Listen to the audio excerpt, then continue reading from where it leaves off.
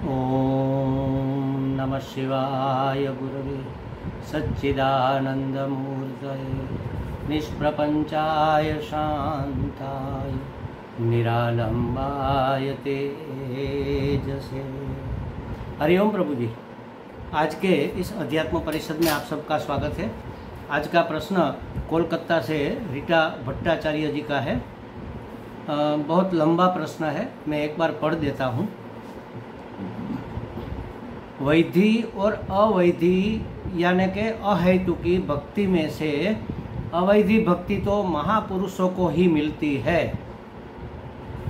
जिसने आत्म साक्षात्कार कर लिया हो, जिनके अपने आत्मा और इष्ट देव में कोई भेद नहीं रह गया हो, लेकिन उन लोग तो यह सब नहीं कर सकते, लेकिन सब लोग तो यह नहीं कर सकते।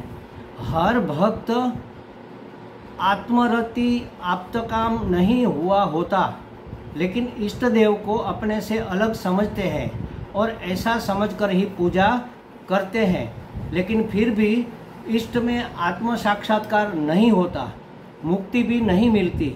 तो ऐसी पूजा से क्या फायदा? क्यों करूं मैं ऐसी पूजा? हाँ, इससे अलौकिक दैवी शक्तियाँ और क्षमता माने सिद्धि प्राप्त होती है, लेकिन क्षमता ब्रह्म ज्ञान नहीं है। दैवी क्षमता से मुक्ति नहीं मिलती। जब ब्रह्म ज्ञान ही अंतिम और एकमात्र लक्ष्य है, तब किस साधन से वह आसानी से मिल जाएगा?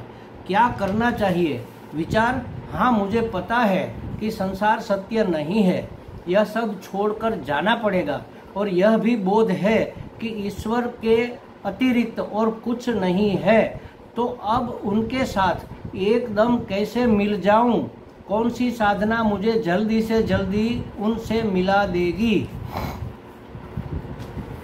देखो प्रभु जी, बहुत सुलझने की जरूरत है, बहुत ज़्यादा कंफ्यूजन है आपके अंदर।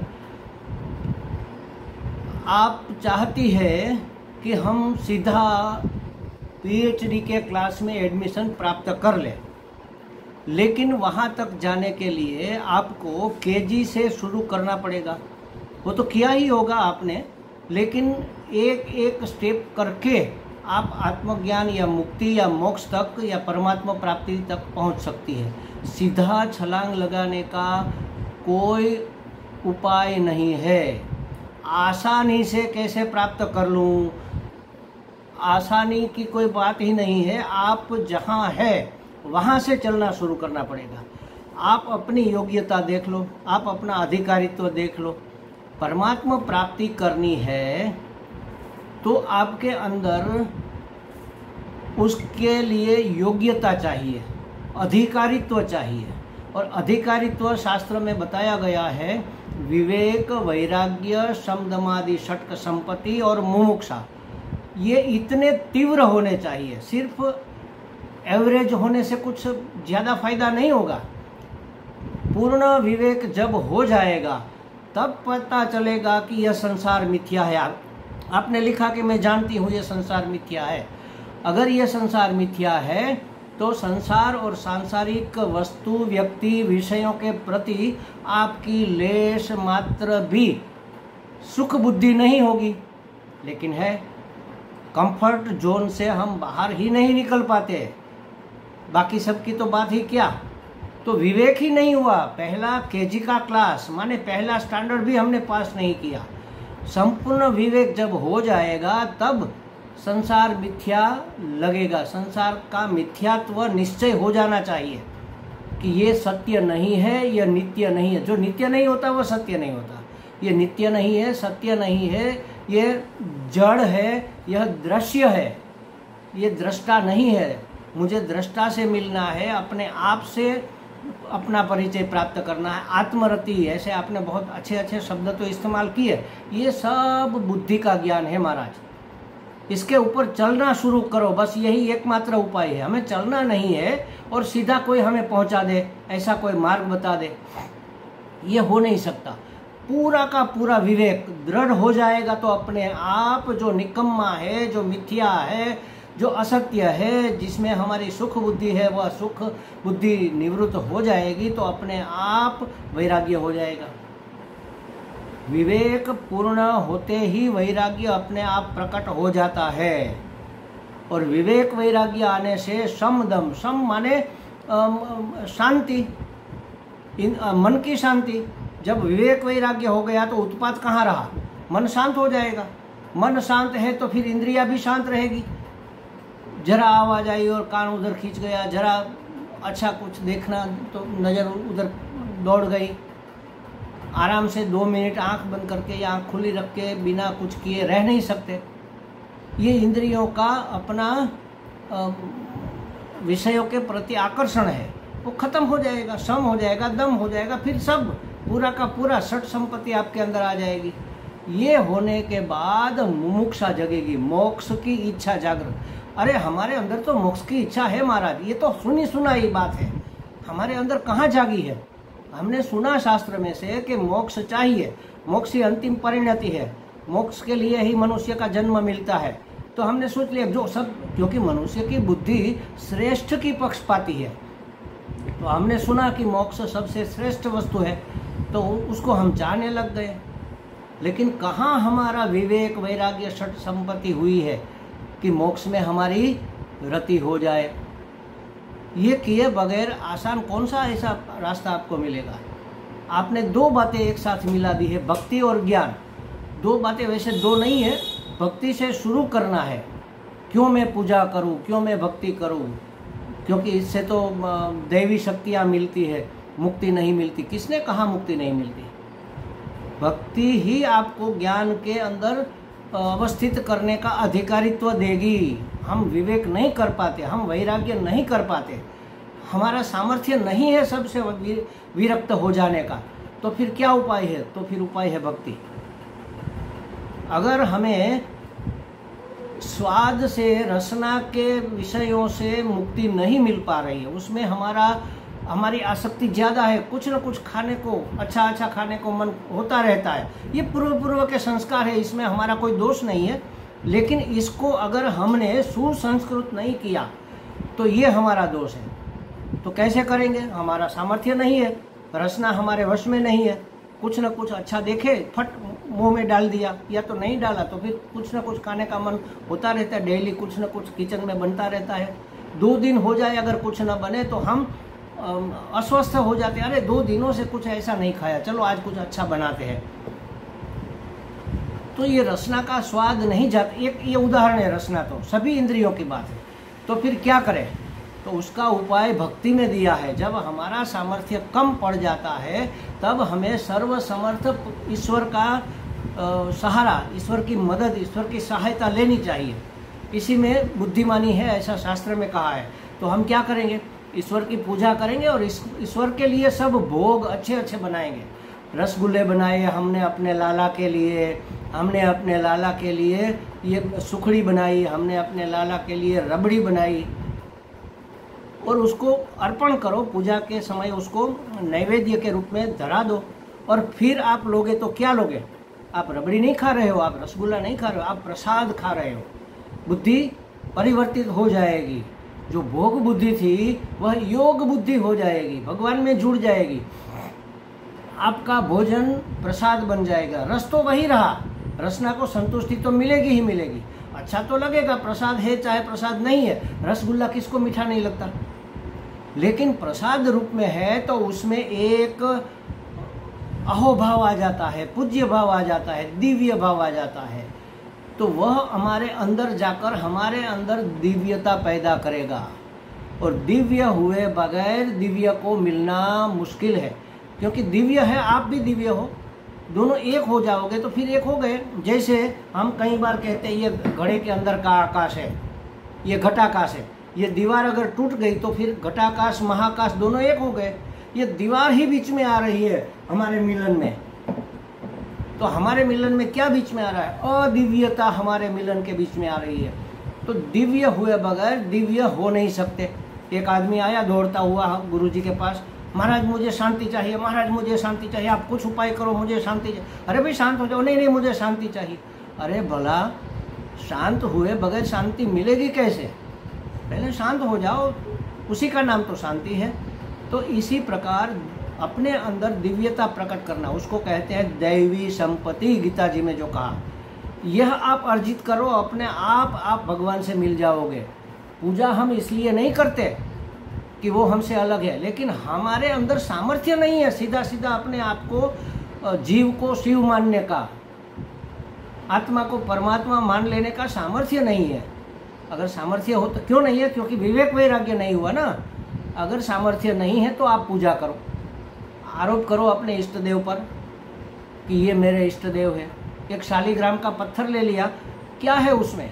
एक पत्थर का टुकड़ा ही तो है, लेकिन हमने उसमें अपने बालकृष्ण का आरोप किया। उस शालिग्राम को हमने सजाया, उसको तिलक लगाया, उसको स्नान कराया, उसको भोग धराया, उसको पुष्प पत्ते अर्पण किए और फिर उसको प्रसाद के रूप में हमने ग्रहण किए। तो दिव्य भाव से जो हमने ये क्रिया की, उसके परिणाम स्वरूप जो चरणामृत और प्रसाद हमें मिलता है, वो भी हमारे अंदर दिव्यता पैदा करेगा। जो विचार, जो भाव हमारे अंदर निर्मित होता है, वह हमारे अंदर एक दिव्यता पैदा करेगा। और तब हम अपने इष्ट से आत्मरति, जो आपने शब्द इस्तेमाल किया, उसको प्राप्त। जल्दी का कोई उपाय नहीं है महाराज। वैसे तो आप परमात्मा हो, बस जानी हुई बात को मान लो, बात खत्म हो गई, बस इतना ही तो करना है। कर सकते हो क्या? आप ब्रह्म हो, कौन नहीं जानता? अहम ब्रह्मास्मि, कौन नहीं जानता? सब जानते हैं, लेकिन मानता कौन है? बात तो मानने की, जाना है किसी और से, कहीं पढ़ लिया, कहीं सुन लिया, किसी महात्मा से, महात्मा ने बता दिया तो हम जान गए कि हम ब्रह्म है। जान तो गए, मानते कहाँ पर है? बस जाने हुए को मान लेना, बस इतना भर तो करना है और कुछ नहीं करना। ये सबसे आसान तरीका है। अगर नहीं मान सकते तो आप जितना जानते हो उतना तो मानने लग जाओ। हम जानते हैं कि ब्रह्म सत्य है, जगत मिथ्या है, तो फिर जगत की आसक्ति जितनी हो सके छोड़ते चलो। गीता जी में 20 मूल्य दिए गए हैं, अमानित्वम अदम्भित्वम, 13वें अध्याय में पढ़ लेना उसको अपने जीवन में उतार दो, आप मुक्त हो जाओगे। अमानित्वम अदम्भित्वम, ये सब अरतिर्जन संसदी इत्यादि इत्यादि जो है, इससे भी आसान रास्ता बता देते हैं गीता जी में भगवान। श्रद्धावान लभते ज्ञानम तत्पर संयतेन्द्रिय। बस बात खत्म हो गई। आप अपनी श्रद्धा को दृढ़ करो। श्रद्धा है क्या? आप ब्रह्म हो, श्रद्धा है? श्रद्धा है क्या? सब कुछ परमात्मा है, सब कुछ ईश्वर है। श्रद्धा है क्या? सब ईश्वर है, लेकिन मेरा पड़ोसी नहीं, वो ईश्वर नहीं हो सकता, वो तो बड़ा नालायक है। क्यों भाई? कुत्ता ईश्वर है? सांप लगता है आपको ईश्वर है? मच्छर, ज्यादा दूर मत जाओ, मच्छर ईश्वर लगता है? हम मच्छर के मारने के लिए तो भांत भांत के साधन निकालते हैं, रैकेट निकाला है इलेक्ट्रिक, पट पट पट पट मार देते हैं। कहाँ हमें श्रद्धा है सब कुछ ईश्वर है? तो अगर श्रद्धा हो गई पूरी की पूरी, सब ईश्वर ही बना हुआ है, एक ईश्वर ने सब रूप लिए हुए हैं। जड़ कहो, चेतन कहो, सात्विक कहो, तामसिक कहो, जो भी है सब ईश्वर की ही अभिव्यक्ति है। बस इतना आप जान लिया और इसको मान लो, बात खत्म, आप पहुंच जाओगे। गारंटी मैं लेता हूं, आप पहुंच जाओगे। जानी हुई बात नहीं मानते ना, श्रद्धा करो। अर्जुन को भी नहीं हो रही थी श्रद्धा, इतना उत्कृष्ट व्यक्तित्व। फिर भगवान ने कहा श्रद्धस्व भारत श्रद्धस्व, श्रद्धा कर मेरी बातों पर और फिर आगे चल। श्रद्धा की पंख लिए बगैर हम उड़ नहीं सकते। श्रद्धावान लभते ज्ञानम, श्रद्धावान को ही ज्ञान होता है। शर्त क्या है? तत्परः संयतेन, तत्परता होनी चाहिए, बस मुझे वही चाहिए। हमारी प्रायोरिटी लिस्ट में जगत की बाकी सब चीज़ें हैं। मुझे ये करना है, मुझे वो करना है, मुझे यहाँ जाना है, मुझे वहाँ जाना है, मुझे ये बनना है, मुझे वो बनना है, मुझे इससे संबंध बनाने हैं, मुझे इससे संबंध तोड़ने हैं। ये सब हमारी प्रायोरिटी लिस्ट में है। और भगवान की, परमात्मा की प्राप्ति, मुक्ति की प्राप्ति, मोक्ष की प्राप्ति सबके लास्ट लिस्ट में, सबके अंतिम चरण पर है। वह पहले इस चरण पर आ जाए। बस मुझे मुक्ति चाहिए, मोक्ष चाहिए, उसके लिए जो करना है वो मैं करूँगा, बाकी सब मैं छोड़ दूंगा। उसमें जो सहायक है वो मैं स्वीकार करूँगा, उसमें जो सहायक नहीं है उसका अपने आप त्याग हो जाएगा। तो इतनी तत्परता चाहिए कि जैसे जटा में आग लगी हो और दौड़कर आप गंगा जी में कूदी लगा दो, फिर वो रसगुल्ला खाने के लिए रुकेगा नहीं जिसकी जटा में आग लगी है। बस ऐसी तत्परता चाहिए।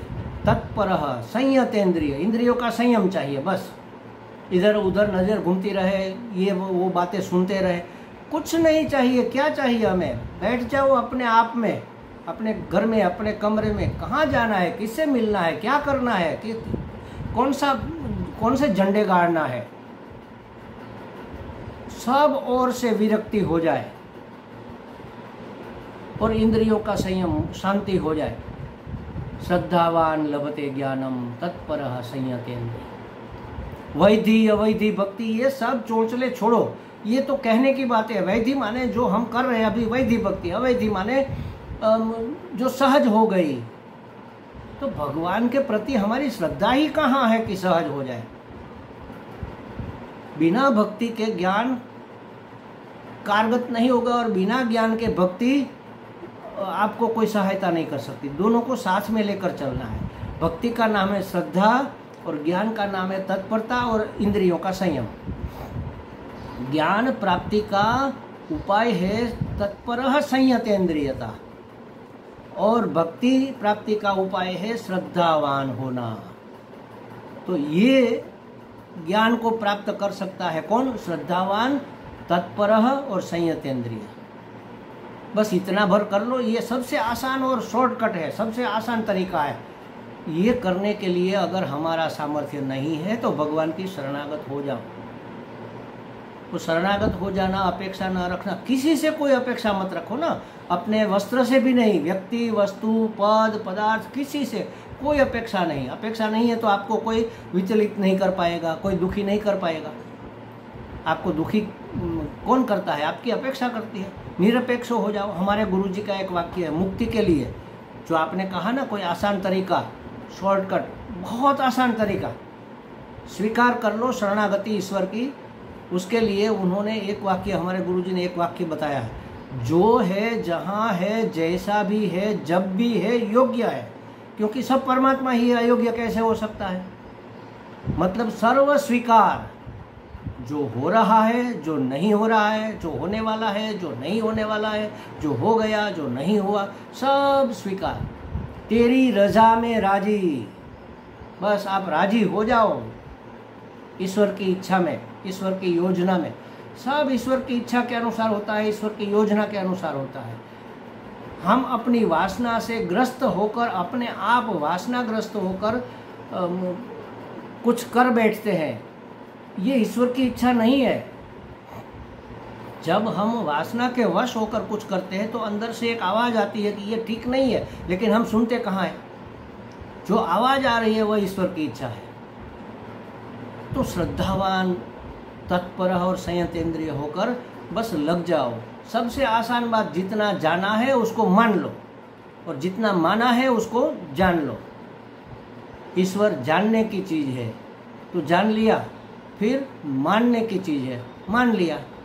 जाना हुआ मान लो। जानते तो सब है, मानता कौन है? स्वामी राम सुखदास जी ऋषिकेश में एक बहुत अच्छे संत हो गए। उन्होंने एक बात कही थी, अरे भाई, अध्यात्म के बारे में आप जितना जानते हो उतना अपने जीवन में अप्लाई कर दो, चलना शुरू कर दो, बात खत्म हो जाएगी, आपको मुक्ति मिल जाएगी, परमात्मा प्राप्ति हो जाएगी। ज़्यादा न जानो और जितना जानते हो उतना तो अमल करो तो आप मुक्त हो जाओ। हम जानते हैं कि हिंसा करना ठीक नहीं है, एक ही शब्द पकड़ लो ना, अहिंसा, आप मुक्त हो जाओगे। हिंसा माने किसी को मार देना या मारना, ये मात्र हिंसा इतना ही नहीं है। किसी को दुख पहुंचाना, किसी को डिस्टर्ब करना, किसी को हर्ट करना, ये सब हिंसा है। डिस्टर्ब करना भी हिंसा। किसी के हक का छीन लेना, किसी के हक का खा जाना, प्राप्त कर लेना, ये सब हिंसा है। किसी के मन में अरुचि पैदा करना, ये हिंसा। मैं आपके बंगाल की ही बात करता हूँ। एक बार रविंद्रनाथ टैगोर और गांधी जी घूमने जा रहे थे, तो टैगोर के कमरे से निकलने में थोड़ी देर हो गई, तो गांधी जी ने देखा तो टैगोर अपना बाल और अपनी दाढ़ी संवार रहे थे। गांधी जी ने कहा, अरे बुढ़ापे में ये क्या श्रृंगार में लगे पड़े हो, चलो। चले, रास्ते में बताया कि देखो महात्मा जी, यहाँ सब लोग मुझे पहचानते हैं। हाँ पहचानते हैं। सब मुझे नमस्कार करते हैं। हाँ करते हैं। अगर मैं अस्त व्यस्त निकलूं तो उसको मुझे देखकर अरुचि होगी। कह रहे ये आज टागोर गुरुदेव कैसे अस्त व्यस्त गंदे गंदे दिख रहे हैं। अरुचि पैदा हो जाए किसके मन में मुझे देखकर, तो ये भी हिंसा है। और गांधी जी को अहिंसा में बड़ी श्रद्धा थी, तो बात मान गए, हाँ बात तो सही है। तो सही तरह से अपने आप को सजाए रखना ये भी आवश्यक है परमात्मा के लिए। किसी के दिल में बैठे हुए अंतर्यामी को दुख पहुंचाना ये हिंसा है। एक मूल्य पकड़ लो आप अहिंसा का, पार हो जाओगे अपने आप। परमात्मा को आपको परमात्मा से जाकर नहीं मिल रहा है, परमात्मा आपसे आकर मिल जाएगा। अपने आप को योग्य बनाना है, बस अपने आप को लायक बनाना है, अपने आप को अधिकारी, अपना पात्र विशाल करना है, भगवान से अभिमुख होना है। अभिमुख होना ही नहीं, अभिमुख होकर अभिमुख ही रहना है। परमात्मा से अभिमुख रहना माने क्या? हमारी हर बात में ईश्वर आना चाहिए। मैं खाऊं तो ईश्वर का प्रसाद, मैं सोऊं तो ईश्वर के लिए, ताकि ये शरीर को आराम मिल जाए और फिर मैं जागकर ईश्वर की भक्ति कर सकूं, ईश्वर की आराधना कर सकूं, ईश्वर का ज्ञान प्राप्त कर सकूं। मैं स्नान करूं तो इसलिए कि इस शरीर को शुद्ध करके मैं अपने भगवान को मिलने जाऊंगा, ताकि उसको मुझे देखकर बड़ा प्रेम उभर आए उसके दिल में। जो भी करो, श्रृंगार करो ईश्वर के लिए। चलो फिरो, खाओ पियो, बैठो उठो, जागो सो, सब में ईश्वर को इन्वॉल्व कर लो। मिल गए आपको ईश्वर। बहुत आसान तरीका है, लेकिन हमें करना कुछ नहीं है, बस जानना मात्र है। माहिती एकत्र करके ठसाठस भर दिए हमने अपने दिमाग के सभी खाने, लेकिन उसके अनुसार अगर हम अपने जीवन व्यवहार को नहीं चलाएंगे तो कैसे होगा। मैं ये नहीं कहता कि आप उसके अनुसार नहीं चलते, आप तो चलते हैं, लेकिन पूरा का पूरा हम नहीं चलते। अपने आप को बहुत ज़्यादा बचा कर रख लेते हैं।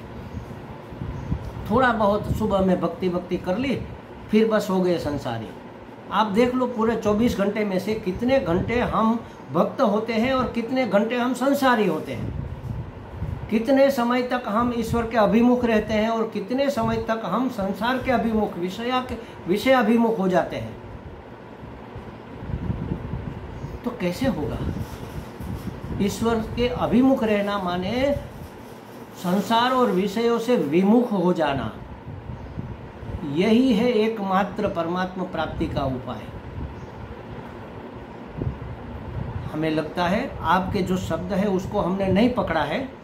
आपके पूछने के पीछे जो इंटेंसिव था वो हम समझकर उसके बारे में ये हमने चर्चा की है। हमें लगता है रीटा जी आपको कुछ स्पष्टता हो गई होगी। हरि ओम।